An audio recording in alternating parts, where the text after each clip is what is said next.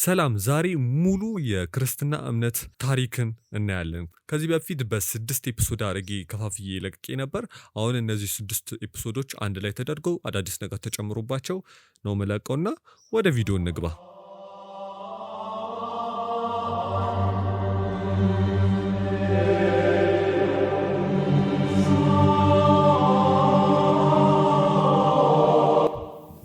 መጀመሪያ ላይ የምናገኘው በመጀመሪያው ቤተ መቅደስ የነበረው የአይሁድ እምነት ነው። መጽሐፍ ቅዱስ የዚህ ሃይማኖት አመጣጥ ሲናገር መጀመሪያ እግዚአብሔር ለአብርሃም ተገለጠ፣ ከዛ ዘሮቹ በግብጽ በባሪያነት ተገዙ። እግዚአብሔርም ለሙሴ ተገለጠ፣ ከባሪያነትም አወጣቸው። እናም ከነዓንን ተቆጣጥረው ሀገር መሰረቱ። እናም በአጭሩ ከባርነት ያወጣቸውን የአብርሃም የይስሐቅ ያዕቆብ አንድ አምላክ ማመን እና በነቢያትም ከህዝቡ ጋር ግንኙነት እንደነበረው ይህ አምላክ ማመን ነበረ የዚህ ሃይማኖት ዋና ሜን ፖይንት የምንለው ማለት ነው። ለማንኛውም ከባቢሎን ስደት በኋላ ሁለተኛውን የቤተ መቅደስ እምነት እናገኛለን። የመጀመሪያው ቤተ መቅደስ የአይሁድ እምነት እና የሁለተኛው ቤተ መቅደስ የአይሁድ እምነት ተመሳሳይ ናቸው። ትንሽ ለየት የሚያደርጋቸው በዚህ ሰዓት አይሁዳውያን ይበልጥ ትኩረት ያደረጉት በነቢያት የተነገረለትን ይመጣል የተባለውን መሲህ ላይ ነው። እሱን መጠባበቅ ላይ ነው ሁለተኛው ቤተ መቅደስ ሞር ፎከስ ያደረገው እና በውስጡ 4 የተለያዩ ክፍሎች ነበሩት። ፈሪሳውያን፣ ሰዱቃውያን፣ ኤሲን እና ዘሎት። እነዚህ 4 የተለያዩ ክፍሎች በሁለተኛው ቤተ መቅደስ እምነት ስር ያሉ የተለያዩ ግሩፖች ነበሩ። ፈሪሳውያን እና ሰዱቃውያን ሞስት ፕሮባብሊ ፌሚሊየር ናችሁ ከነዚህ ግሩፖች ጋር። ኤሲን እና ዘሎቶች ግን ብዙ ሰዎች ያውቃቸው። እያንዳንዱን በትንሹ እናያቸው። ሰዱቃውያን የአይሁድን ቤተ መቅደስ የሚቆጣጠሩት ካህናት ነበሩ። እናም በጣም ልጥጥ ነበሩ። በተቃራኒው ፈሪሳውያን በህዝቡ የሚከበሩ ወግ አጥባቂዎች ነበሩ። ጸሐፍትንና የመሳሰሉትን የሚያካትቱ ግሩፖች ነበሩ ፈሪሳውያን። ኤሲን ወይም ኤሲናውያን የምንላቸው ሚስጥራዊ ነበሩ። ከሌሎቹ አንጻር በጣም ሚስጥራዊ ናቸው። ከኢንቫይሮንመንቱ ከሰዎቹ ተገንጥለው መኖር የሚመቻቸው አይነት ግሩፖች ናቸው። ዘሎት የምንላቸው ደግሞ መሲሁ ያድነናል የሚለውን ነገር ፎከስ ከማድረግ በጦርነት ራሳችንን ከሮም እናድን የሚለው አይዲዮሎጂ ላይ ፎከስ ያደረጉ ግሩፖች ናቸው። እነዚህ ግሩፖች ተመሳሳይ እምነት ቢኖራቸው ስላይትሊ ዲፈረንት የሆነ አፕሮች ነበራቸው በእምነቱ ላይ። በሁለተኛው ቤተ መቅደስ እምነት ላይ በ70 ዓመተ ምህረት ሁለተኛው የኢየሩሳሌም መውደም ከተከሰተ በኋላ እነዚህ ክፍሎች ሙሉ ለሙሉ ጠፉ። ከነዚህ ውስጥ አንዱ ብቻ ነው የተረፈው፣ እሱም ፈሪሳውያን በዚህ ሰዓት ያለው የጁዳይዝም እምነት መነሻዎች ናቸው። ግን ቤተ መቅደሱ ከመፍረሱ በፊት 5ኛ ክፍል ተመስርቶ ነበር። ይህም ክፍል የመጀመሪያዎቹ ክርስቲያኖች ናቸው፣ ወይም የመንገዱ ተከታዮች ብለው ነው ራሳቸው የሚጠሩት የነበረው። እነዚህም ከኢየሩሳሌም መውደም ከመትረፍ አልፎ ዓለምን እስከ መጨረሻው ቀየሯት። አሁን ትንሽ ማውራት ያለብን ነገር አለ። እናንተ ስለ ኢየሱስ ክርስቶስ ያላቸው አመለካከት የተለያየ ሊሆን ይችላል። ግን አፍ ሞልተን ልንናገረው የምንችለው ነገር ቢኖር ክርስቲያኖች በመጀመሪያው ክፍለ ዘመን እንደነበሩና እንደ ሰደድ እሳት ሲበዙ እንደነበረ ነው። የሚያምኑትም በክርስቶስ ከድንግል ማርያም መወለድ፣ የእግዚአብሔርን መንግስት ስለመምጣት ማስተማር፣ በጲላጦስ መስቀል ላይ መሰቀል፣ በ3ኛው ቀን መነሳት ማድረግ እና ለሁለተኛ ጊዜ ሊፈርድ ስለመምጣትን ነበር የሚያምኑት የነበረው። እነዚህ በመጀመሪያው ክፍለ ዘመን የነበሩት ክርስቲያኖች አብዛኛው አይሁዳውያን ነበሩ። እንደውም ከፈሪሳውያን፣ ከዘሎት፣ ከኤሲን እና ከሰዱቃውያን የመጡ ናቸው። ሌላ ደግሞ አዛባውያን ብዙ ሰዎችን ሰብስቦ ነበር። ከኢየሩሳሌም መውደም በኋላ የመንገዱ ተከታዮች የሐዋርያትን አስተምሮ በመያዝ በሐዋርያዊ ክርስትና ስም ቀጠሉ። ግን አንዳንድ ሰዎች ከዚህ ዋናው ክፍል ተገንጥለው በራሳቸው ገለልተኝነት ቀጥለው ነበር። የመጀመሪያዎቹ ኢቦናውያን ሲሆኑ የኢየሱስ ክርስቶስን አምላክነትና ከድንግል መወለድ አይቀበሉም ነበር። እናም ራሳቸው ያሻሻሉት የማቴዎስን ወንጌል ነበር የሚቀበሉት። ሁለተኛው ደግሞ ግኖስቲክስ ብለን የምንጠራቸው ናቸው። እነዚህ ግሩፖች የብዙ ትንንሽ ክፍሎች ስብስብ ነው። ለምሳሌ እንደ ቫለንቲኒያን፣ ናዛሪን እና የመሳሰሉት እነዚህ ግሩፖች ውስጥ ጠቅልለን ልንይዛቸው የምንችላቸው ናቸው። ከሌሎቹ አንጻር አንድ የሚያደርጋቸው ባህሪ ሚስጥራዊ ነገሮችን እናውቃለን፣ ሞር ኢንፎርሜሽን አለን የሚለው አስተሳሰብ ነበረ። በሐዋርያትም ስም ብዙ ወንጌላትን ጽፈው አስፋፍተው ነበር፣ ግኖስቲክስ የምንላቸው ግሩፖች ማለት ነው። ሁለቱም ኢቦናውያንም ግኖስቲክስ የምንላቸው ብዙ ሳይቆዩ ይጠፋሉ። የሐዋርያዊ ክርስትና ባለበት ቀጠለ።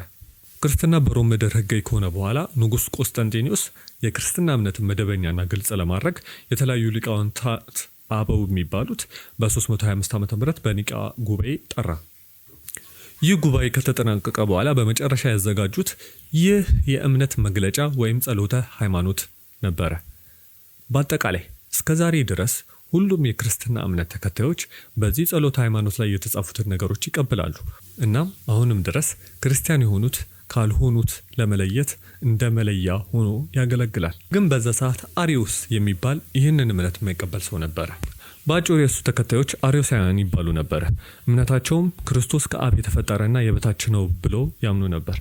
በተቃራኒው የኒቅያ ክርስትና አብ፣ ወልድ እና መንፈስ ቅዱስ አንድ ባህሪ፣ አንድ አምላክ ብለው ያምኑ ነበር። አሪዮሳውያን ቀጣይ ከመጡት የሮም ንጉሶች ድጋፍ አግኝተው ቢሆኑም ብዙ ሳይቆዩ ጠፍተዋል። ከሁለተኛው የቁስጥንጥንያ ጉባኤ በኋላ የምናገኘው በ431 ዓ.ም የነበረው የኤፌሶን ጉባኤ ነው። ይህ ጉባኤ የተጠራው ንስጦሪዮስ የተባለ አንድ አባት ማርያም የኢየሱስ ክርስቶስ እናት እንጂ የአምላክ እናት አትባልም በማለቱ የተነሳ ነበረ። በዚህ ጉባኤ የተገኙት ሃይማኖት አበው በሙሉ በሚባል ደረጃ ንስጦሪዮስን አወገዙ። እናም ተገደለ። ነገር ግን እሱን የሚደግፉት አልጠፉም። አሁንም ድረስ ኢራን ሀገር ላይ ትንንሽ ግሩፖች አሉ። እነዚህም ቸርች ኦፍ ዘ ኢስት ይባላሉ። ትንሽ ቁጥር ስላላቸው ያን ያህል ታዋቂ አይደሉም። ግን ይህንን አባት ታውቁት ይሆናል። የዚህ ቤተክርስቲያን አባት ናቸው። እሺ፣ ከዛም የምናገኘው የ451 ዓ.ም የኬልኪዶን ጉባኤ ነው። ስለሱ ከማውራታችን በፊት ስለ መንበረ ፓትርያርክ የሚባለው ነገር እናውራ። በአጭሩ እነዚህ 5 ከተሞች የክርስትና ማዕከል ነበሩ። የዓለም የክርስትና እምነትም በእነዚህ 5 ከተሞች ስር ነበረ። በመጀመሪያው ክፍለ ዘመን 3 ብቻ ነበሩ፣ ሮማ፣ እስክንድሪያ እና አንቲዮኪያ። ግን ቁስጥንጥንያ የክርስቲያን ንጉሶች መቀመጫ ስትሆን ተቀላቀለች። መሪዎቻቸው ፓትርያርክ ይባሉ ነበር። የክርስትና እምነትም ከፍተኛ ሹመት ነው። ለማንኛውም በኬልቄዶን ጉባኤ ባለመስማማት እስክንድሪያ፣ አንቲዮኪያ እና የኢየሩሳሌም መንበር ተገንጥለው ኦሪየንታል ኦርቶዶክስ ተባሉ። ከቁስጥንጥንያ መንበርም የአርመን ቤተክርስቲያን ተገንጥላ ተቀላቀለች። ኦሪየንታሎች ኢየሱስ ክርስቶስ አንድ ባህሪ በተዋህዶ ሲሉ፣ ሌሎቹ ደግሞ አንድ አካል ሁለት ባህሪ የሚሉ ነበሩ። በአሁኑ ሰዓት በኦሪየንታል ኦርቶዶክስ ብዙ ተከታይ ያላቸው በግብጽ ያለው የኮፕቲክ ኦርቶዶክስ እና የኢትዮጵያ ኦርቶዶክስ ተዋህዶ ቤተክርስቲያን ናቸው። የኢትዮጵያ ኦርቶዶክስ ተዋህዶ ፓትርያርክ ብፁዕ ወቅዱስ አቡነ ማትያስ ሲሆኑ ወደ 52 ሚሊዮን የሚሆኑ አማኞች አባት ናቸው። የስያሜያቸው ትርጉም ብዙ ሰው ስለማያውቀው ስለሱ ትንሽ እንበል። ብፁዕ ወቅዱስ የክብር መጠሪያ ሲሆን አቡነ ማለት ደግሞ አባት ማለት ነው። በድሮ ዘመን ከግብጽ የሚሾሙ አባቶች መጠሪያ ነበር። አሁን ለሁሉም ጳጳሳት እንጠቀመዋለን። ማትያስ ቀዳማዊ ደግሞ የመጀመሪያው ማትያስ የተባሉ የኢትዮጵያ ፓትርያርክ ስለሆኑ ነው። ያው ፓትርያርክ ደግሞ የክርስትና ከፍተኛ ስልጣን ነው። ርዕሰ ሊቃነ ጳጳሳት ዘኢትዮጵያ የሚለው ስያሜ ደግሞ ስናየው ቤተክርስቲያኗ ኢትዮጵያን ለተለያዩ ሀገረ ስብከቶች ትከፍላቸዋለች። ለምሳሌ አዲስ አበባ ሀገረ ስብከት፣ ምስራቅ ጎንደር እና የመሳሰሉት። እነዚህ ሀገረ ስብከቶች እያንዳንዱ በአንድ ሊቃነ ጳጳሳት ይመራሉ። የእነዚህ የሁሉም ሀገረ ስብከቶች ሊቀ ጳጳስ የበላይ አካል ብፁዕነታቸው ስለሆኑ ነው ርዕሰ ሊቃነ ጳጳሳት ዘኢትዮጵያ የሚባሉት። ሊቀ ጳጳስ ዘአክሱም የሚባሉበት ምክንያት ደግሞ በዓለም ያሉ ጥንታዊ ቤተክርስቲያናት የበላይ ሀገረ ስብከት አላቸው። ለምሳሌ ሩሲያ ኦርቶዶክስ ሞስኮ፣ የኮፕቲክ እስክንድሪያ፣ የካቶሊክ ሮማ እና የመሳሰሉት። የኢትዮጵያ ደግሞ አክሱም ነው። እንደ ሌላው ሀገረ ስብከት የሚመራው በሊቀ ጳጳስ ሲሆን ግን ለየት የሚያደርገው ሊቀ ጳጳሱ ሁሌ የአገሩ ፓትርያርክ መሆን አለባቸው። ለዛም ነው ይህ ስያሜ ያላቸው። በመጨረሻ የምናገኘው እጨጌ ዘመንበረ ተክለ ሃይማኖት የሚለው ስያሜ ሲሆን ትርጉሙም በድሮ ዘመን በግብጽ አባቶች ጎን ለጎን የሚሰሩ የቤተ ክርስቲያኗ አስተዳዳሪዎች ነበሩ። የመጀመሪያውም አባት አባ ተክለ ሃይማኖት ነበረ። ከዛም በኋላ ኦፊሻል ስራ ሆኖ ስለቀጠለ እና የዚህ ስራ ባለቤት ፓትርያርኩ ስለሆነ ነው ይህ ስያሜ የተሰጣቸው። ወደ መንበረ ፓትርያርኩ ስንመለስ በ650 ዓመተ ምህረት አካባቢ አሌክሳንድሪያ፣ አንቲዮኪያ እና ኢየሩሳሌም በእስልምና ስር ወደቁ። መንበሩም በክርስትና ዓለም ያለው ኢንፍሉዌንስ ቀነሰ። በታላቅነትም ሮማና ቁስጥንጥንያ መንበር ቀሩ። በዛም ምክንያት የስልጣን ሽኩቻ የሚመስል ነገር በሁለቱ መካከል ተፈጠረ። ዘመን ባለፈ ቁጥር እየተራራቁ መጡ። እናም በ1054 ዓመተ ምህረት ላይ ታላቁ መሰንጠቅ ተፈጠረ። የታላቁ መሰንጠቅ ብዙ ምክንያቶች ቢኖሩትም ዋና የምንለው ከጸሎተ ሃይማኖቱ ጋር የተያያዘ ሲሆን ልዩነቱ ይሄ አረፍተ ነገር ላይ ነው። እዚህ አረፍተ ነገር ላይ የሮም ፓፓው ከወልድ የሚል ቃል ጨመረበት። እንደምትገምቱትም ካቶሊኮች መንፈስ ቅዱስ ከአብና ከወልድ ይሰርጻል ሲሉ፣ ኦርቶዶክሶች ከድሮም የነበረውን ከአብ ብቻ የሚለውን ነበር የሚቀበሉት። እንደ ሮም ከሆነ የሮም ፓፓው የክርስትና የበላይ መሪ ነው። እናም ስህተት ሲያገኝ ወይም ስህተት ቢገኝ እሱ ስለማይሳሳት ማስተካከል ይችላል የሚል ሀሳብ ነበራቸው። እንደ ኦርቶዶክሶች ከሆነ ደግሞ ጸሎተ ሃይማኖቱ የሚሻሻል ነገር የለውም። እናም አንዳንድ ጉዳዮች ላይ ደግሞ ጥያቄ ቢነሳ እንደቀደሙት አባቶች በጉባኤ ይፈታል እንጂ የበላይ አካል የሚባል ነገር የለም የሚል ሀሳብ ነበር። በዚህ ምክንያትና የመሳሰሉት በ1054 ክርስትና፣ ካቶሊክና ኦርቶዶክስ ተብለው ተከፈሉ። አንድ ግልጽ ማድረግ የምፈልገው ነገር ቢኖር ከ1054 ዓመት በፊት አንዳቸው አልነበሩም የሚለው ሀሳብ የተሳሳተ ነው። ካቶሊኮች፣ ኦርቶዶክሶች ምስራቅ ሆነው ተዋህዶ ከመጀመሪያው ክፍለ ዘመን ጀምሮ የነበሩ ናቸው። ባለመስማማት በየጊዜው ተለያዩ እንጂ። እሺ ከምስራቅ ኦርቶዶክስ ጀምረን ስናይ ምስራቅ ኦርቶዶክስ ሙሉ ለሙሉ በሚባል ደረጃ ከተዋህዶ ወይም ከኦሪየንታል ኦርቶዶክስ ጋር አንድ አይነት ናቸው። ልዩነታቸው የኢየሱስ ክርስቶስ ባህሪ የማይነጠል የማይደባለቅ ሁለት ባህሪ የሚለው እምነት ብቻ ነው። ከዛ ውጪ በሁሉም ነገር እምነት ሆነ ትውፊት አንድ ናቸው ማለት ይቻላል። በምስራቅ ኦርቶዶክስ ውስጥ 15 ራሳቸውን የቻሉ ቤተክርስቲያኖች አሉ። እናም እያንዳንዱ በፓትሪያርክ ነው የሚመሩት። ከቁስጥንጥንያ መንበር መጀመሪያ በ927 ዓ.ም የቡልጋሪያ ፓትሪያርክ ተሾሞላት ራሷን ቻለች። በመቀጠልም ሰርቢያ ከዛም ራሻ በተከታታይ ራሳቸውን ቻሉ። የራሻ ኦርቶዶክስ ከምስራቅ ኦርቶዶክስ ብዙ ተከታይ ያለው ሲሆን የሚመሩትም በፓትሪያርክ ኪሪል ሲሆን ወደ 100 ሚሊዮን አማኞች አባት ናቸው። ግሪክና ሮሜኒያ ቀጣይ ራሳቸውን የቻሉ ናቸው። ሮማ ካቶሊክ በክርስትና ዓለም ብዙ ተከታይ ያለው የክርስትና አይነት ነው። ሲገመትም ወደ 1.5 ቢሊዮን በላይ ተከታዮች አሉት ይባላል። የክርስትናን ወደ 50% ህዝብ የሚሸፍን እንደማለት ነው።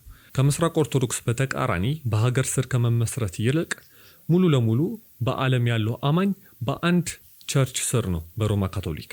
በዚህም ምክንያት ሮማ ካቶሊክ ዓለምን በራሷ ዳያሲ ወይም ክልል ብላ ትከፋፍላለች።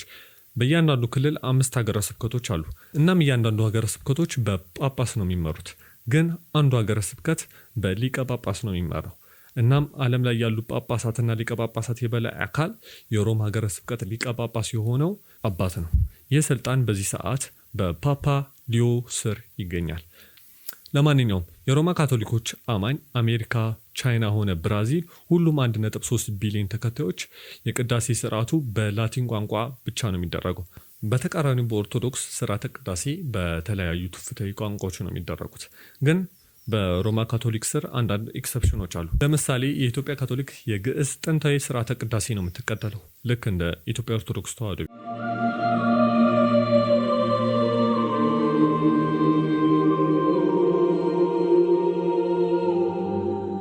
በባለፈው አይተን እንዳቆም ነው መጀመሪያ ክርስቲያኖች የአይሁድ እምነት ሴክት ወይም ክፍል ሆኖ ነበር የጀመሩት እና ራሳቸውን የመንገዱ ተከታዮች ብለው እንደሚጠሩ አይተን ነበረ። ከዛ በኋላ በአሁን አጠራራቸው መናፍቃን የሚባሉ እንደጀመሩ ከዋናው ግሩፕ ሐዋርያዊ አስተምሮ ካላቸው ግሩፖች ጎን ለጎን የሚሄዱ የነበሩ ግሩፖች እንደነበሩ አይተን ነበር። እንደ ኖስቲክስ፣ ኢቦናይትስ እና የመሳሰሉት እነዚህ ግሩፖች ቀስ በቀስ እንደጠፉና ያ ሜን ግሩፕ የምንለው ዋና ግሩፕ የክርስትና ዋና ግሩፕ የነበረው ሰርቫይቭ እንዳደረገ አይተን ነበር። ከዛ በኋላ ስለ መንበረ ፓትሪያርክ ትንሽ አይተን ነበረ። ስለ መንበረ ፓትሪያርክ ግልጽ ያላረኩት ነገር ነበረ በባለፈው። በመጀመሪያ 3 ነበሩ ብዬ ነበር የተናገሩት፣ ሮማ፣ እስክንድሪያ እና አንጾኪያ። ነገር ግን እዚህ ጋር ማስተካከል የምፈልገው መጀመሪያ ክርስትና ሲመሰረት የበላይ መንበር የነበረው የኢየሩሳሌም መንበር ብቻ ነበር። 70 ዓመተ ምህረት ላይ ይህ ቤተ መቅደስ ወይም ኢየሩሳሌም ከተማ እንደ ከተማ ስትወድም በሮማውያን ይህ ስልጣን ወደ ሮማ፣ እስክንድሪያ፣ አንቲዮክ ተዘዋወረ። ከዛ በኋላ ነው 300 ምናምን ዓመተ ምህረት ላይ ቁስጥንጥንያ የሮማ ንጉሶች መቀመጫ ስትሆን እዚህ ጋር ተቀላቀለች። ኢየሩሳሌምም ተመልሳ ስትገነባና ህዝብ መኖር ሲጀምር ታሪኩ የእሷ ነው፣ እሷ ታሪክ ውስጥ ሜን ፕሌየር ናት በሚለው መጨረሻ ላይ ተቀላቀለች ማለት ነው። እነዚህ 5 ከተሞች 400 ምናምን ዓመተ ምህረት አካባቢ 5ቱ ከፍተኛ ስልጣን ያላቸው መንበሮች ነበሩ ማለት ነው። የነዚህ መንበሮች መሪ የሚባሉት ወይም ዋና የበላይ አካል የነበሩት ፓትሪያርክ ተብለው ይጠሩ ነበር ብለን አይተናል። እና 451 ዓመተ ምህረት በቂልቄዶን ጉባኤ ሳይስማሙ የእስክንድሪያ፣ አንጾኪያ እና ኢየሩሳሌም መንበሮች ተገንጥለው ኦሪየንታል ኦርቶዶክስ ተብለው መጠራት ጀመሩ ብለን አይተናል። እና ከቁስጥንጥንያም አርመንም እንደተቀላቀለች ተናግረናል። የሮማ መንበር ደግሞ አሁን ካቶሊክ የምንለው ሆነ። የቁስጥንጥንያ መንበር ደግሞ ኢስተርን ኦርቶዶክስ ወይም የምስራቅ ኦርቶዶክስ የምንለው ሆነ የሚለውን አይተን ነበረ። ከዛ የካቶሊክን አሰራር አይተን ነበረ። ዓለምን በራሷ ክልል ብላ እንደምከፍል እና በእያንዳንዱ ክልል 5 ሀገረ ስብከቶች እንዳሉ አውርተናል። ከነዚህ ሀገረ ስብከቶች ከ5ቱ ሀገረ ስብከቶች አንዱ ሀገረ ስብከት የሚመራው በሊቀ ጳጳስ ነው ብለናል። ሌሎቹ በጳጳስ ይመራሉ። አንዱ ሀገረ ስብከት ግን በሊቀ ጳጳስ ነው የሚመራው። ይህ ሊቀ ጳጳስ የራሱን ሀገረ ስብከት ከመምራት አልፎ የተቀሩትን 5 ሀገረ ስብከቶች የበላይ አካል ነው ማለት ነው። እና ዓለም ላይ ያሉ ሊቀ ጳጳሳት ሁሉ የበላይ አካል ወይም መሪ የምንለው አንድ ኢንዲቪዥዋል ሰው እንደሆነ አይተናል። ይህ ስልጣን በዚህ ሰዓት ፖፕ ሊዮ በሚባለው ሰው ስር ነው። ዛሬ በ1510 ዓመተ ምህረት ስለተጀመረው የፕሮቴስታንት ተሐድሶ ነው የምናወራው።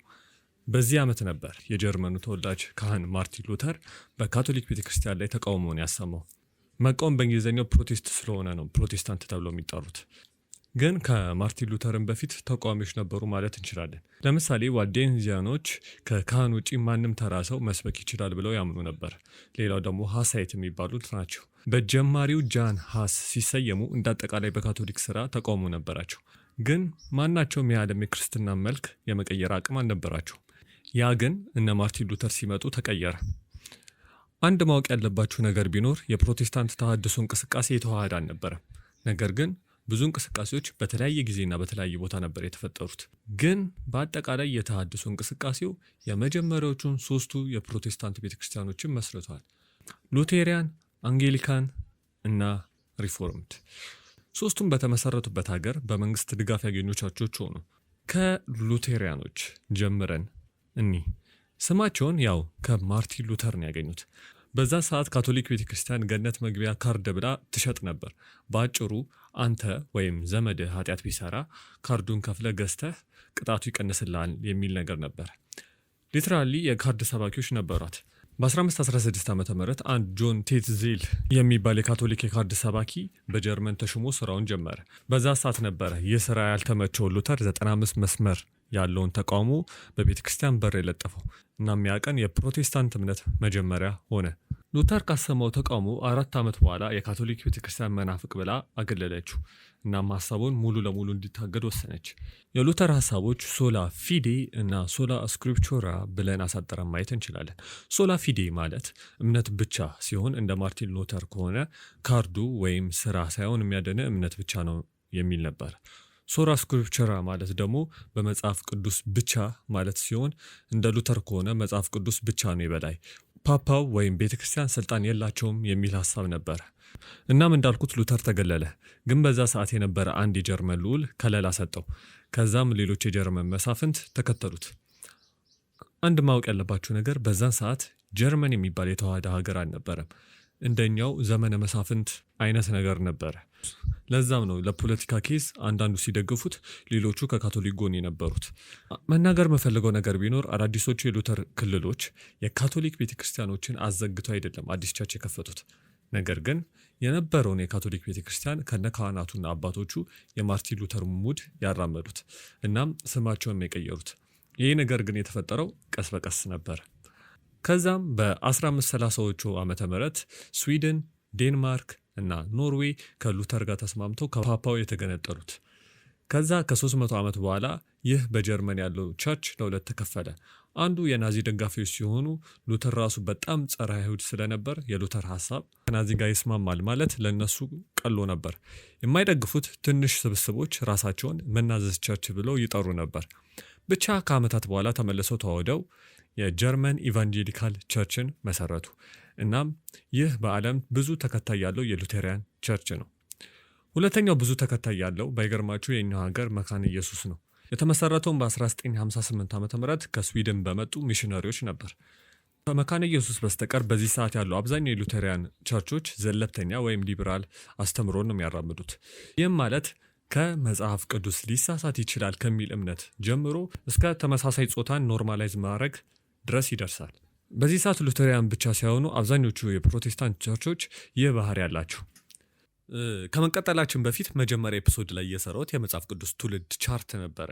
ይህ ቻርት ያው መግዛት ትችላላችሁ፣ ፕሪንት ተደርጎ ብዙ እውቀት ልታገኙበት ትችላላችሁ። ለልጆቻችሁ በጣም የሚጠቅም ቻርት ነው። ብዙ ዲቴል የሆነ ቻርት ስለሆነ መግዛት የምትፈልጉ ሰዎች በቴሌግራም ቻናላችን ማናገር ትችላላችሁ። ይህ የክርስትና አጀማመር እና አከፋፈል ቻርትም ሲያልቅ ማዘዝ ትችላላችሁ። ይህ ቻናል ብዙ እንደዚህ አይነት ነገሮች ታሪክ ላይም የተለያዩ የመሳሰሉት ነገሮች ላይ ቻርት እየሰራን ስለሆነ የምናየው ያው ሰብስክራይብ ማድረጉ ቴንክ ዩ። እሺ አሁን ስለ አንጌሊካን እናውራ። አንጌሊካን እንደ ሉተራውያን ጀማሪ አስተማሪ አልነበራቸውም። የተመሰረተውም በ1534 ዓመተ ምህረት 6 ሚስት የነበረው የእንግሊዙ ንጉሥ ሄንሪ 7ኛ ሚስት ማግባት አችልም እና መፍታት አችልም፣ አንድ ሚስት ይበቃል ስላለው ነበር ከፓፓው ተገንጥሎ ራሱን የእንግሊዝ ቸርች መሪ ያደረገው። ከ2 ዓመት በኋላም አየርላንድ በንጉሱ ስር ሆነች።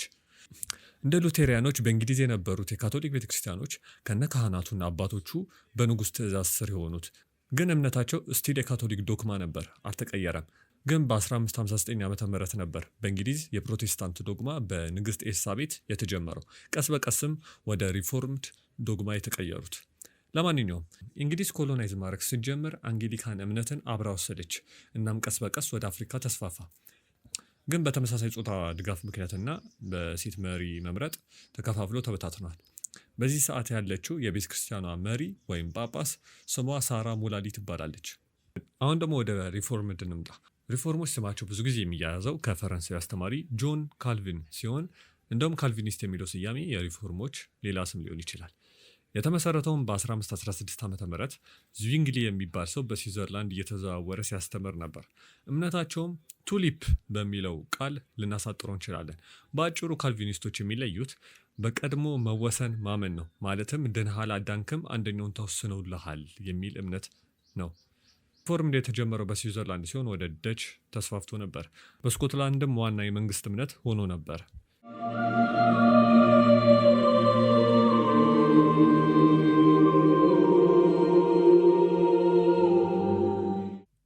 እሺ ከአናባፕቲስቶች እንጀምር። እነዚህ ቡድኖች ከሉቴሪያኖች፣ አንጌሊካን እና ሪፎርምድ ቤተክርስቲያኖች በጣም የተለዩ ነበሩ። ምክንያቱም በጀርመን በእንግሊዝና በስዊዘርላንድ ሪፎርሜሽኑ ሲከሰት ካቶሊክ ቤተክርስቲያኖች ተዘግቶ አይደለም አዲስ ቤተክርስቲያን የተገነቡት። ይልቁንም ብዙዎቹ ያሉት ቤተክርስቲያኖች ከናማኛቸው ከናአባቶቹ ቀስ በቀስ ሉቴሪያን፣ አንጌሊካን፣ ሪፎርምድ የሆኑት ማለት ነው። አናባፕቲስቶች ግን አዲስ የተፈጠሩ ቡድኖች ነበሩ። በተለይም በጥምቀት ጉዳይ የተለየ አቋም ነበራቸው። በካቶሊክ፣ ሉቴሪያን፣ አንጌሊካን፣ ሪፎርምድ፣ ኦርቶዶክስ ቤተክርስቲያኖች ህፃናት ይጠመቃሉ። አናባፕቲስቶች ግን ይህ መጽሐፍ ቅዱሳዊ አይደለም ብለው ያምኑ ነበረ።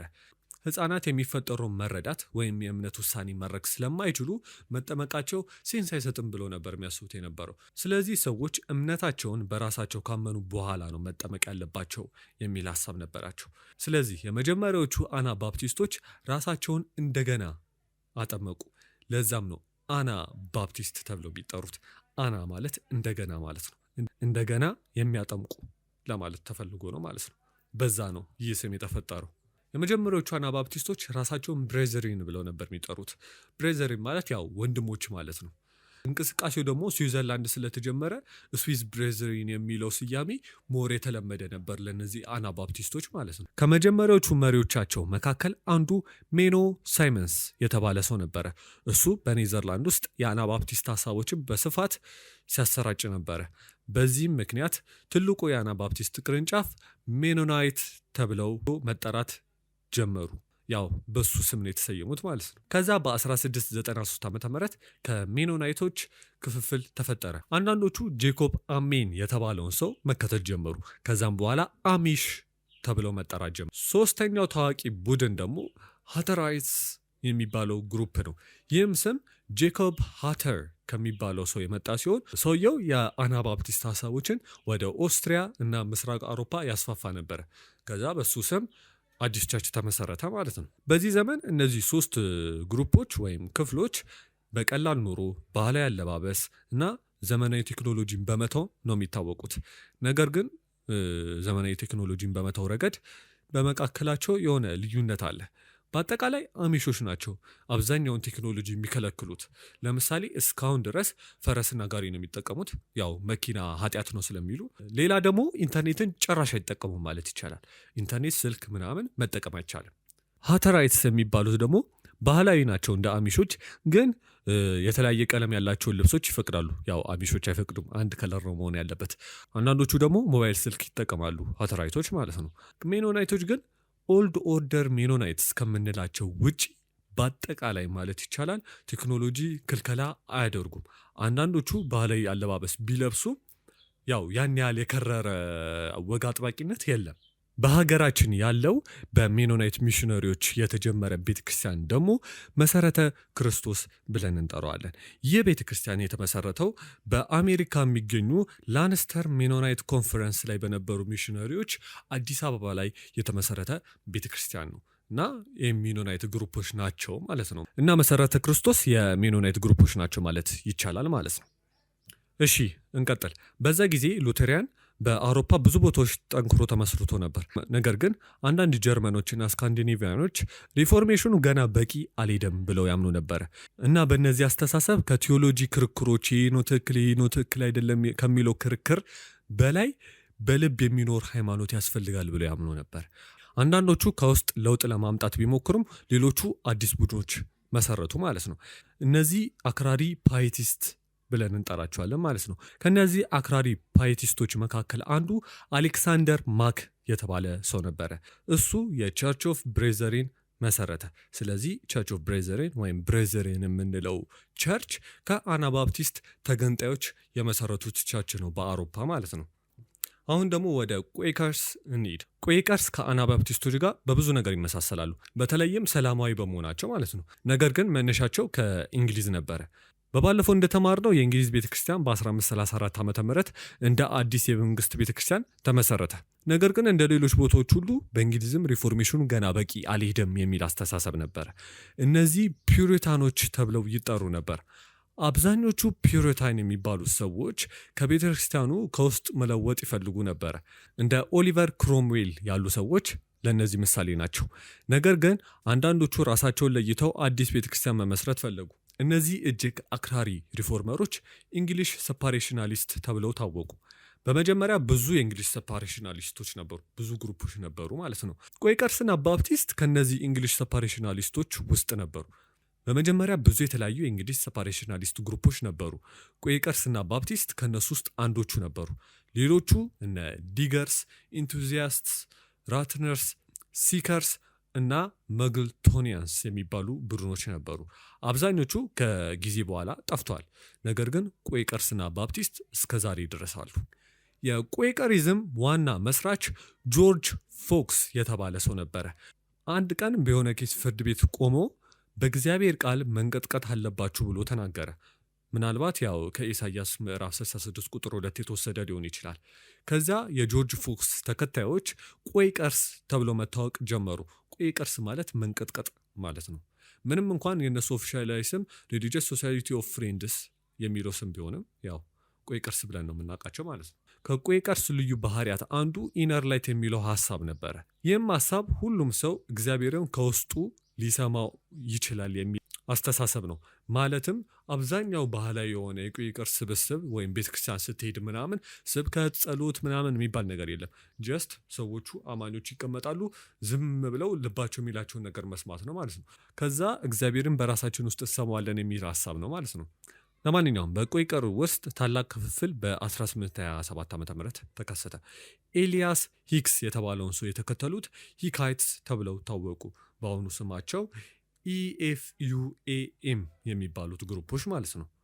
ሌሎቹ ደግሞ ኤጂኤስ የሚባለውን ስም ወስደው ቀጠሉ ማለት ነው። እሺ አሁን ወደ ባፕቲስቶች እንግባ። ባፕቲስትና ቁዌከሮች በ16 ሺዎቹ ከእንግሊዝ ቤተክርስቲያን የተለዩ ብዙ የእንግሊዝ ሰፓሬሽናሊስቶች መካከል ውስጥ ነበሩ። ነገር ግን ቅድም እንደጠቀስኩት ሌሎቹ ግሩፖች ሲጠፉ እነዚህ ሁለቱ ግሩፖች ግን ስቲል ሰርቫይቭ አድርጓል ማለት ነው። የባፕቲስት እንቅስቃሴን እንደጀመሩ የሚቆጠሩት ሁለት ሰዎች ናቸው፣ ጆን ስሚዝ እና ቶማስ ሄልዊስ የሚባሉ ሰዎች እና ሁለቱም መጀመሪያ አንግሊካኖች ነበሩ። እነሱ ወደ ሆላንድ በሚሄዱበት ጊዜ ከአናባፕቲስቶች ጋር ይገናኛሉ። ከዛ የነሱ እምነት የሆነውን ህፃናት መጠመቅ የለባቸውም የሚለውን ሀሳብ ተረዱ። ስለዚህ ባፕቲስቶች አንዳንድ ጊዜ የአናባፕቲስቶች ቅጥያ ናቸው ይባላል። ባፕቲስቶች የጀመሩበት ዘመን አካባቢ ሌላ አዲስ ነገር ተፈጥሮ ነበር። ይህም ነገር ፈርስት ግሬት አዌክኒንግ የምንለው ነገር ነው። ማለትም የመጀመሪያው ታላቅ መነቃቃት። በመሰረቱ ፈርስት ግሬት አዌክኒንግ ወይም የመጀመሪያው መነቃቃት ኢቫንጌሊካል ክርስቲያኒቲን ፈጥሯል። ማለትም ወንጌላዊ ክርስትናን ፈጥሯል። ምን ማለት ነው? ባህላዊ ስርዓቶች ላይ ከሚያተኩሩ ቤተክርስቲያኖች በላይ በግለሰብ መለወጥ ልምድ ላይ የሚያተኩር ሙቭመንት ነው ይህ ኢቫንጌሊካል ክርስቲያኒቲ የምንለው ማለት ነው። አሁን ይህ ልምድ ዳግም መወለድ ተብሎ ይጠራል። ዳግም መወለድ የሚለው ሀሳብ ከመጀመሪያው ታላቁ መነቃቃት የተመሰረተ ነው ማለት ነው። በመጀመሪያው ታላቁ መነቃቃት ጊዜ እነ ጆናታን ኤድዋርድስ የተባሉ ሰባኪዎች ሰዎች ከኃጢአታቸው እንዲነጹ በኢየሱስ ክርስቶስ ማመን መዳን ስጦታ እንዲቀበሉ በጥልቀት መስበክ ጀመሩ። ይህም ብዙ ቤተክርስቲያኖች ሚሽነሪ ወርክ በሚለው ስራ መጠራት ተጀመረ ማለት ነው። በዚህ ሰዓት ነው ሚሽነሪ የሚባለው ሀሳብ የተጀመረው እና ይሄ እንቅስቃሴ ሙሉ ለሙሉ ባፕቲስቶችን ኢንፍሉዌንስ አድርጎ አሁን ባፕቲስቶች የሚለዩት በዳግም መወለድ፣ ህፃናትን አለማጥመቅ እና በመሳሰሉት ነገሮች ናቸው ማለት ነው። ለማንኛውም ውስጥ በጣም ብዙ ክፍፍሎች ነበሩት፣ ግን በዚህ ሰዓት ማውራት ያለብን ስለ ሳውዘርን ባፕቲስት ኮንቬንሽን ነው። ይህ በአሜሪካ ያለው ትልቁ የባፕቲስት ክፍል ነው። በግምት ወደ 14 ሚሊዮን ፎሎወሮች አላቸው በአሜሪካ ውስጥ። እሺ ወደ መጨረሻው ዛሬ የምናየው ወደ ሜቶዲስቶች እንሂድ። ባፕቲስቶች ከመጀመሪያው ታላቅ መነቃቃት በፊት ቢኖሩም ሜቶዲስቶች ግን አልነበሩ። ሜቶዲስቶች የተፈጠሩት በመጀመሪያው ታላቅ መነቃቃት ምክንያት ነበረ። ከሜቶዲዝም መመስረት ጋር ብዙ ጊዜ ስማቸው የሚያያዘው እነ ጆን ዌስሊ፣ ወንድሙ ቻርልስ ዌዝሊ እና ጆርጅ ዋይትፊልድ የሚባለው ሰው ነበረ። በወጣትነታቸው ኦክስፎርድ ላይ ሆሊ ክለብ ወይም የቅዱሳን ክለብ የሚባል ነገር ነበራቸው እና ይሄ ክለብ ወይም ግሩፕ ክርስትና እያንዳንዱ የቀን ውሎ ላይ መኖር አለበት የሚል አስተሳሰብ የነበራቸው ግሩፖች ነበሩ ማለት ነው። እና ሌሎች ተማሪዎች ይሳለቁባቸው ነበር እና ሜቶዲስት ብለው መጥራት ጀመሩ እነሱ። ከዛ እነዚህ ሰዎች በአሜሪካ በተለያየ ዩኒክ በሆነ ወይ መስበክ ጀመሩ። ከነዚህ መንገዶች አንዱ ያው መንገድ ላይ መስበክ ነበረ። ተራ ሰራተኛ ምናምን ይሄ ነገር ኢንተረስቱ ውስጥ ገባ ማለት ነው። መንገድ ላይ መሰበክ ምናምን የሚለውን ነገር ወደደው። ዋይትፊልድ ካልቪኒስት ቲዮሪን ነበረ የሚያምነው የነበረው። ጆን ዌስሊ ግን ተቃራኒ ነበር፣ ይህንን አያምን ነበር። እሱ መዳን የሚለው አይዲያ ለሁሉም ሰው እንደሆነ ያምን ነበር፣ ጆን ዌስሊ የምንለው ሰው ማለት ነው። በተለይም ሰከንድ ወርክ ኦፍ ግሬስ የሚባለውን ነገር በጣም ያተኩር ነበረ። በሜቶዲስቶች ፈርስት ወርክ ኦፍ ግሬስ የሚባለው ወለድ ኤክስፒሪየንስ የሚያደርገው ነገር ነው። ፈርስት ወርክ ኦፍ ግሬስ። ሰከንድ ወርክ ኦፍ ግሬስ ግን ክርስቲያኑ ቀስ በቀስ ወደ ቅዱስና ፍጹም ሰው የሚቀየርበት መንገድ ሰከንድ ወርክ ኦፍ ግሬስ ብለን እንጠራዋለን፣ በሜቶዲስቶች አስተሳሰብ ማለት ነው። በህይወት መጨረሻ ላይ ሜቢ ፍጹም ሰው ልትሆን ትችላለህ የሚል አስተሳሰብ አለ ማለት ነው። ከጆን ዌስሊ ሞት በኋላ ሁለት የሜቶዲስቶች ዲኖሚኔሽን ተፈጠሩ። አንደኞቹ ጆን ዌስሊ አስተምህሮውን የተከተሉ ዌዝሊያን ቸርቾች ናቸው። ሁለተኛው ደግሞ በአሜሪካ የሚገኘው ትልቁ የአንድነት ሜቶዲስት ቸርች ነው። ከዛም ያው ቀስ በቀስ እነ ሳልቬሽን አርሚ፣ ዩኤስኤ የሚባሉ ግሩፖች ከሜቶዲስቶች ያው ተነጥለው የወጡ ናቸው ማለት ነው።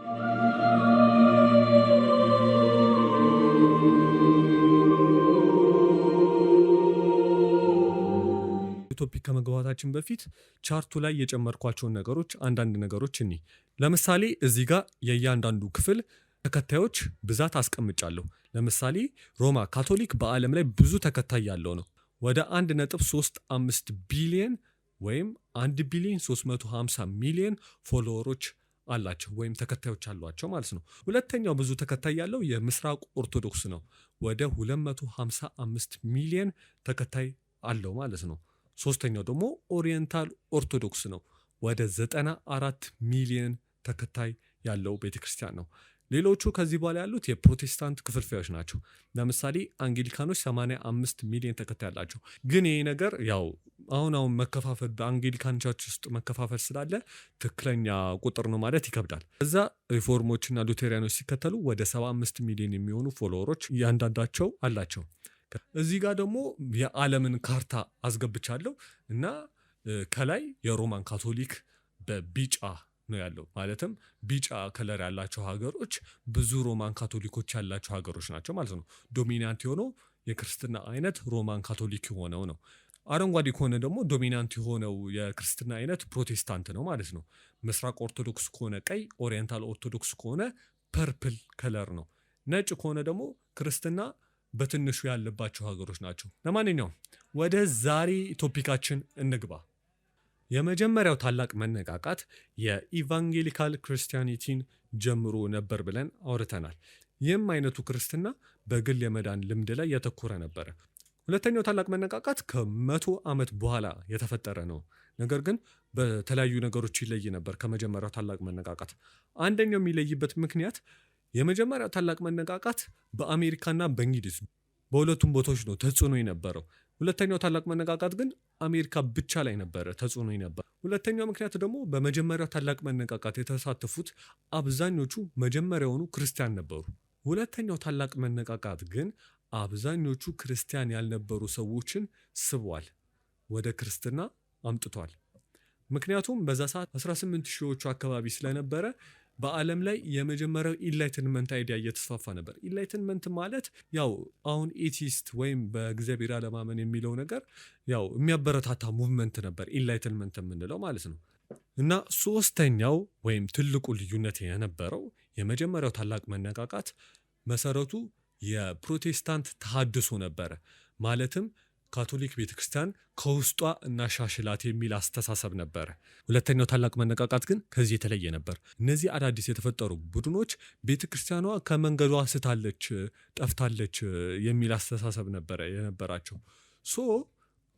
እውነተኛውን የመጀመሪያ ክፍለ ዘመን የነበረውን ቤተክርስቲያን እንደ አዲስ እንስራ የሚል አስተሳሰብ ነበር የነበራቸው። እንደ አዲስ እንመልሰው እንስራው የሚል መመለስ የሚለው አይዲያ ነበር። ያኛው እናድስ ነበረ፣ ይሄ መመለስ እንስራ እንደ አዲስ ነበር። ስለዚህም ሬስቶሬሽናሊስት ተብለው ተጠሩ። ሬስቶሬሽናሊስት ማለት መመለስ እንደማለት ነው። እስቲ ከስቶን ካምቤል ሙቭመንት እንቅስቃሴ እንጀምር። ይህ እንቅስቃሴ በባርተን ስቶን እና ቶማስ ካምቤል በሚባሉ ሰዎች የተጀመረ ነው። ሁለቱም ቀድሞ ፕሬስቢቴሪያኖች ነበሩ ወይም ሪፎርመሮች ነበሩ። የእነሱ ተከታዮች ቤተክርስቲያኗ ከመንገዷ እንደሳተችና ጭራሽ እንደጠፋች ያምኑ ነበረ። ስለዚህ ወደ መጀመሪያ ክፍለ ዘመን የነበረው ቤተክርስቲያን እንመለስ የሚል አስተሳሰብ ነበራቸው። ያንን ነበር የፈለጉት። የባርተን ስቶን ተከታዮች ራሳቸውን በቀላሉ ክርስቲያን ብለው ይጠሩ ነበር። ያው እኛ ብቻ ነን ክርስቲያን የሚል አስተሳሰብ ስለነበራቸው። የቶማስ ካምቤል እንቅስቃሴ ተከታዮች ደግሞ የክርስቶስ ደቀ መዝሙሮች ብለው ራሳቸውን ይጠሩ ነበር።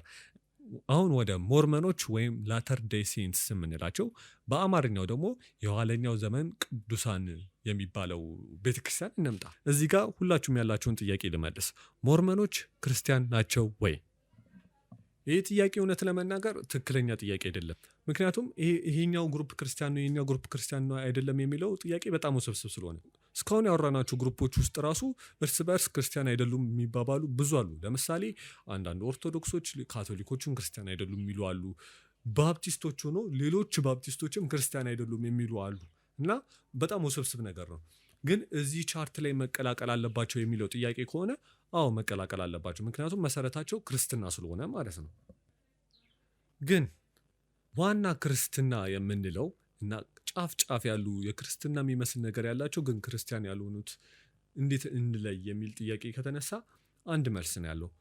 እሱም በኒቅያ ጉባኤ የተገለጸው የሃይማኖት መግለጫ። በመጀመሪያ ኤፒሶድ ስለ ኒቅያ ጉባኤ አውርተን ነበር። በዛ ጉባኤ የተሰበሰቡት አባቶች የክርስትና ዋና መገለጫ ብለው የእምነት መግለጫ ወይም ጸሎተ ሃይማኖት እንደሰጡን እናውቃለን። ፕሪቲ ማች እስካሁን ያወራናቸው ክርስቲያኖች በዚህ የኒቅያ ጉባኤ የተሰጠውን የእምነት መግለጫ ይቀበላሉ። ግን ወደ ሞርመኖች ስንመጣ ያ ነገር አይሰራም። ምክንያቱም ዋናው የሞርመን ቤተክርስቲያን የሆነው የኋለኛው ዘመን ቅዱሳን የኢየሱስ ክርስቶስ ቤተክርስቲያን የሚባለው ይህንን አይቀበልም። ምን ማለት ነው? እግዚአብሔር አብ፣ ወልድ፣ መንፈስ ቅዱስ አንድ አምላክ ብሎ ከማመን ሶስቱ የተለያዩ ፍጥረታት ናቸው ብሎ ነው የሚያምኑት። የሞርመን እንቅስቃሴ የተጀመረው ጆሴፍ ስሚስ በሚባለው ሰው ነበረ። ሰውየው የጥንታዊ የሆነ ተአምራዊ ሰነድ አግኝቻለሁ ተርጉም ያለው ብሎ ቡክ ኦፍ ሞርመን የሚባለውን ነገር አሳተመ እና ቤተክርስቲያኑ ይህንን መጽሐፍ ከብሉይ ኪዳን እና ከአዲስ ኪዳን እኩል አድርጎ ነው የሚያየው። እኩል ሶስተኛ ተጨማሪ መጽሐፍ አድርጎ ነው የሚያየው። የመጽሐፉ ዋና ቶፒክ ያው ከ2000 ዓመት በፊት አሜሪካ እስራኤላውያን እንደመጡ ከዛ ኢየሱስ ክርስቶስ ከሞት ከተነሳ በኋላ አሜሪካን እንደጎበኛት ምናምን አይነት አይዲያ ያለው መጽሐፍ ነው። አንድ ማወቅ ያለባችሁ ነገር በጆሴፍ ስሚዝ ሰዓት አሜሪካ አዲስ እየተመሰረተች ያለች ሀገር ነበረች እና አዲስ እየተመሰረተ ያለ ሀገርን ከ2000 ዓመት በፊት የነበረው የመጽሐፍ ቅዱስ ታሪክ ጋር የእሱ ክፍል ነበርን የሚለው አስተሳሰብ ኦብቪየስሊ ህዝቡን ይመስጠዋል፣ ይወደዋል። ብዙ አሜሪካን ይህንን እምነት ቢከተሉ በዛ ሰዓት ብዙ አይገርምም። ምክንያቱም አሜሪካን ታሪክ ከመጽሐፍ ቅዱስ ታሪክ ጋር የሚያያዝ መጽሐፍ ስለነበረ ማለት ነው። ለማንኛውም በ1844 ዓ.ም ጆሴፍ ስሚዝ ተደረገ። ከዛ እንቅስቃሴው ተከፈለ። ትልቁ ቡድን የሚመራው በብሪንጋም ያንግ በሚባል ሰው ነበረ እና በዚህ ሰዓት ከ10 ሚሊዮን በላይ የሚሆኑ ፎሎወሮች አላቸው ማለት ነው እነዚህ ግሩፖች። በኢትዮጵያ ውስጥም ይህ ቤተክርስቲያን አለ። ባይዘዌ ባክግራውንዱ ሰማያዊ የሆነው የኢየሱስ ክርስቶስ ምስል ያለበት፣ ከዛ ስሙ ኤግዛክትሊ የኋለኛው ዘመን ቅዱሳን የኢየሱስ ክርስቶስ ቤተክርስቲያን የሚል ቤተክርስቲያን ካያችሁ ያው የሞርመን ቤተክርስቲያን ነው ማለት ነው። እሺ አሁን ደግሞ ወደ አድቬንት የሚለው ቃል የአንድ ሰው ወይም የአንድ ነገርን መምጣት ነው የሚያሳየን። ለምሳሌ ውጭ ሀገር ገና ምናምን ሲሆን አድቬንት ብሎ ነው የሚጠሩት። ግን አድቬንቲስቶች ይህንን ስም ያገኙት በመጀመሪያ የኢየሱስ ክርስቶስ መምጣት ትኩረት ስላደረጉ አይደለም፣ ይልቁንም በሁለተኛው የኢየሱስ ክርስቶስ መምጣት ትኩረት ስላደረጉ ነው። ይህ እንቅስቃሴ የተጀመረው ዊሊያም ሚለር በተባለ ሰው ነበረ። እሱ ኢየሱስ ክርስቶስ በ1843 ዓ.ም እንደሚመለስ ማስተማር ጀመረ። በኋላ ግን ቀኑን ወደ 1844 ቀየረው። ለማንኛውም በ1830ዎቹ እና በ1840ዎቹ አሜሪካ ውስጥ ብዙ ሰዎች ኢየሱስ ክርስቶስ ሊመጣ ነው ብሎ በደስታ መፈንጠስ ጀመሩ፣ ሀብታቸውን መሸጥ ጀመሩ ምናምን እና ነገር ግን 1844 መጣ። ያው ዓለም አላበቃችም። ይህም the great disappointment ወይም ታላቁ ሀዘን የሚለውን ነገር ጀመረ። ብዙ መጀመሪያ ሚለርን የሚከተሉት ሰዎች ላሻሉት፣ አንዳንዶቹ ግን እሱን መከተል ቀጠሉ። እንደውም ኢየሱስ ለምን አልመጣም የሚለው ጥያቄ ላይ ማብራሪያ መፈለግ ጀመሩ ማለት ነው። ከእነሱ ውስጥ አንዳንዶቹ ሚለር ቀኑ ተሳስቷል ማለት ጀመሩና አዳዲስ ቀን መስጠት ጀመሩ። ከዛ ሌላ ቀን፣ ከዛ ሌላ ቀን፣ ከዛ ሌላ ቀን፣ ከዛ መጨረሻ ላይ በቅርቡ ይመጣል ግን መቼ እንደሆነ አናቅም ወደሚለው አስተሳሰብ ማምጣት ጀመሩ። ሌሎቹ ግን 1844 ላይ የሆነ ነገር ተከስቷል ግን እኛ እንደጠበቅነው አይደለም የሚለውን ሀሳብ ማራመድ ጀመሩ። አሁን የሰባተኛው ቀን አድቬንቲስቶች ላይ ትንሽ እናወራ። ይህ ቤተክርስቲያን በ4 ሰዎች ነው የተመሰረተው። ከነዚህ 4 ሰዎች ግን ኤለን ጂ ዋይት የምትባለው ሴት በጣም ተጽዕኖ ነበራት በዚህ ቤተክርስቲያን። አሁን ደግሞ ወደ የሆዋ ምስክሮች እንምጣ። መጀመሪያ የመጽሐፍ ቅዱስ ተማሪዎች በሚለው ስም ነበር የሚታወቁት እነዚህ ግሩፖች። የተመሰረቱትም ቻርልስ ራስል በሚባለው ሰው ነበረ። እሱም በ1914 ዓ.ም ዓለም የምታበቃበት ጊዜ ነው ብሎ ማስተማር ጀመረ። በዛ ምክንያቱ ነው የቤተ ክርስቲያን የተመሰረተው ማለት ነው። እንደገና በዛ ሰዓት ዓለም አላበቃችም። ነገር ግን እስከ ዛሬ ድረስ የሆዋ ምስክሮች 1914 ዓ.ም ኮት የመጨረሻው ዘመን መጀመሪያ ነው ብለው ያምናሉ። እንደ ሞርመኖች ሁሉ የሆዋ ምስክሮች በስላሴ አያምኑም። እንደውም በመጀመሪያ ክፍል ስለተናገር ነው አርዮሳውያን ከሚባሉ ግሩፖች ጋር በጣም ይመሳሰላሉ። ይባስ ብሎ ኢየሱስ ክርስቶስ ሚካኤል ነው የሚል አስተምሮ አላቸው። በተጨማሪም የእግዚአብሔር ስም ጀሆቫ ወይም በአማርኛው የሆዋ ፕሮናውንሴሽኑ እንደዛ ነው ብለው ያምናሉ። ግን አብዛኞቹ በዚህ ሰዓት ያሉ ምሁራኖች ፕሮናውንሴሽኑ ወይም አነባበቡ ወደ ያዌ ይቀርባል የሚል አስተሳሰብ አላቸው።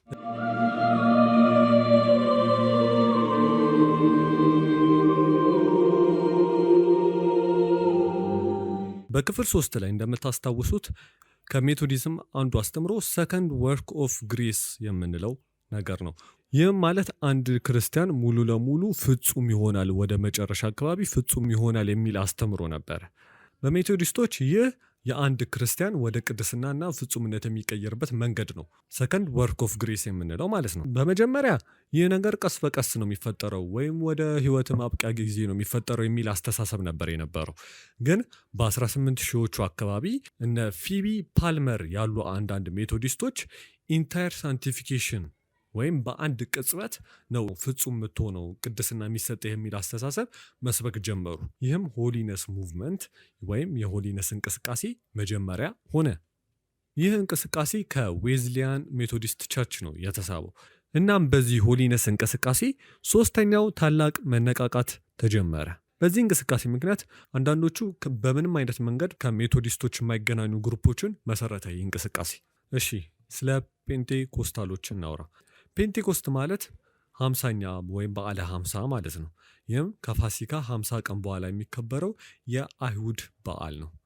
በአዲስ ኪዳን ውስጥ ባለው የሐዋርያት ሥራ መጽሐፍ መሰረት በዚህ ቀን ነበር መንፈስ ቅዱስ በደቀ መዛሙርቱ ጋር የወረደው እና በኮቶንኮት ልሳን እንዲናገሩ ያስቻላቸው። አብዛኞቹ ክርስቲያኖች ይህንን የሚተረጉሙት በተአምር ሰዎች የደቀ መዛሙርቱን ንግግር በራሳቸው ቋንቋ ማስተዋል ወይም መረዳት ጀመሩ በማለት ነበረ። ፔንቴኮስታሎች ግን ይህንን በተለየ መንገድ ያዩታል። በእነሱ እምነት በሌላ ሰው ቋንቋ ከመናገር በተጨማሪ ስፒኪንግ ኢን ታንግስ ማለትም ሰማያዊ በሆነ ቋንቋ በልሳን መናገር ሊሆን ይችላል። ይህን በሐዋርያው ጳውሎስ አንደኛው ቆሮንቶስ ምዕራፍ 13 ላይ በሰዎችና በመላእክት ቋንቋ ሲል የጠቀሰው ነው ብለው ያምናሉ። እስቲ እንዴት እንደሚመስል አንድ አጭር ምሳሌ ልስጣችሁ።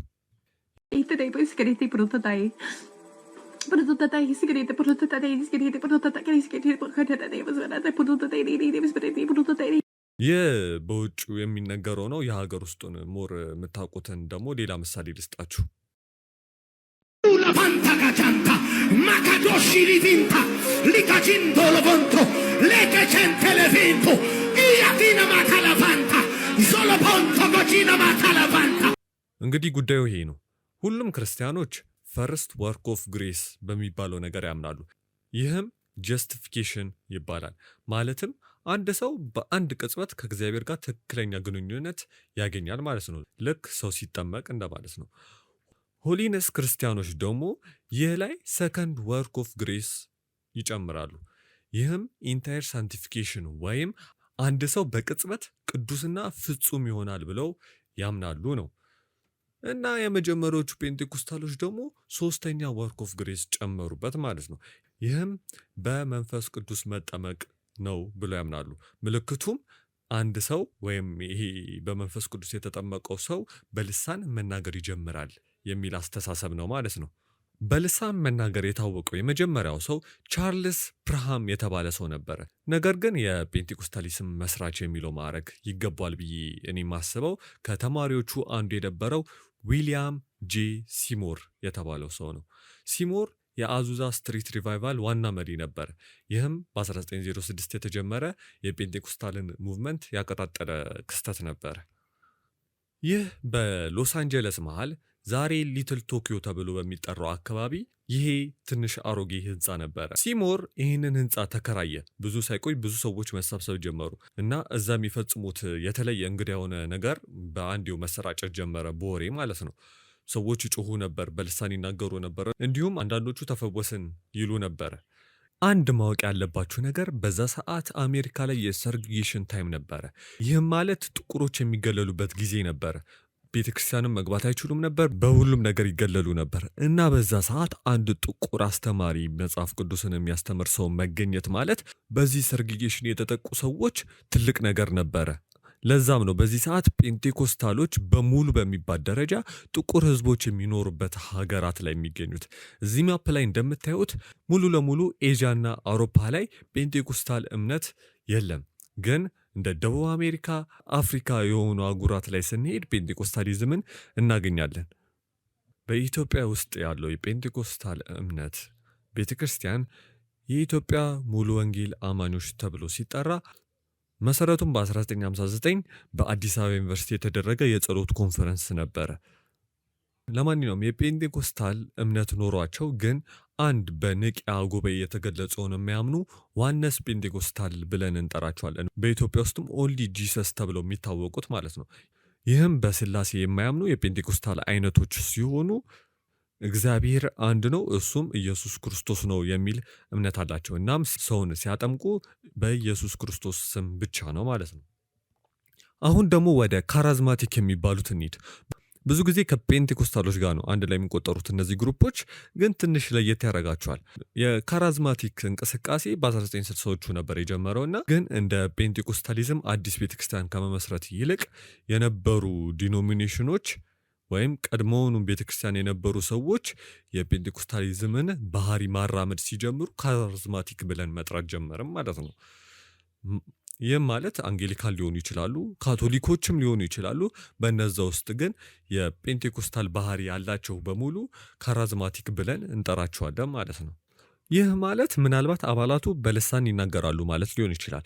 ወይም ደግሞ የሙዚቃና የአምልኮ ስርዓታቸው የዘፈን ሊሆን ይችላል እንደ ጴንጤኮስታል ቸርቾች።